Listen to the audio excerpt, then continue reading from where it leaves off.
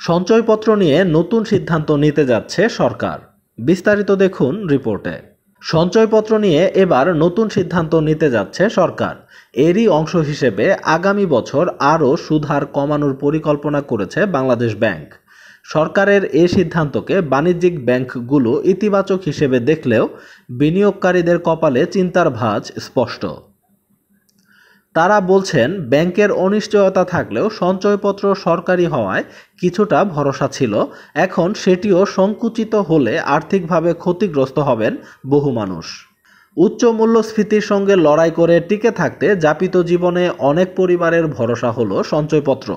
অপরদিকে বাজেট ঘাটতি মিটিয়ে উন্নয়ন অর্থায়নে সরকারেরও আস্থা সঞ্চয়পত্রে। উচ্চ সুদে বিভিন্ন মেয়াদী সঞ্চয়পত্র বিক্রি করে সরকার একদিকে যেমন সচল রাখে অর্থনৈতিক কর্মকাণ্ড, তেমনি বড় এক জনগোষ্ঠীকে দেয় আর্থিক নিরাপত্তা। তবে এই নিরাপদ মাধ্যমটিকে ধীরে ধীরে নিরুৎসাহিত করছে বাংলাদেশ ব্যাংক। গত জুন মাস থেকে আগামী ডিসেম্বর মাস পর্যন্ত সঞ্চয়পত্রের সুদহার কমিয়ে সর্বোচ্চ 11.98% ও সর্বনিম্ন 9.72% নির্ধারণ করা হয়েছে।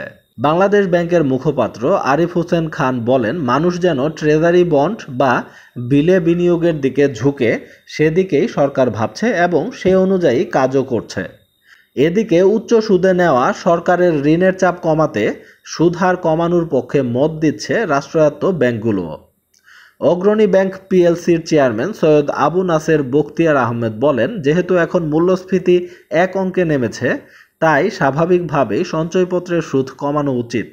তা না হলে সরকার ঋণ পরিশোধে হিমশিম খাবে। অর্থনীতিবিদরা বলছেন, মন্দা বিনিয়োগের কারণে কর্মসংস্থান ও আয় সংক্রান্ত সুযোগ ক্রমাগত সংকুচিত হচ্ছে। এই বাস্তবতা সামনে রেখে নির্ভরযোগ্য অবসর জীবনে থাকা ও বয়স্ক জনগোষ্ঠীর জন্য বিকল্প নিরাপদ বিনিয়োগ মাধ্যম তৈরি করা জরুরি।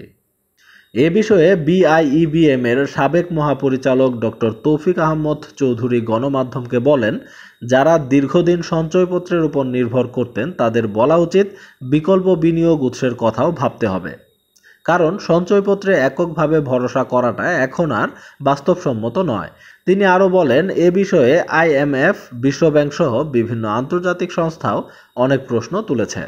সঞ্চয়পত্র নিয়ে নতুন সিদ্ধান্ত নিয়েছে সরকার। এই বিষয়টিকে আপনারা কিভাবে দেখছেন? এই বিষয়টি নিয়ে আপনাদের যে কোনো মূল্যবান মন্তব্য ও মতামত অবশ্যই কমেন্টে লিখুন। দেখা হবে নতুন কোনো ভিডিওতে নতুন কোনো গুরুত্বপূর্ণ আপডেট নিউজ নিয়ে। ততক্ষণ পর্যন্ত ভালো থাকুন। আল্লাহ হাফেজ।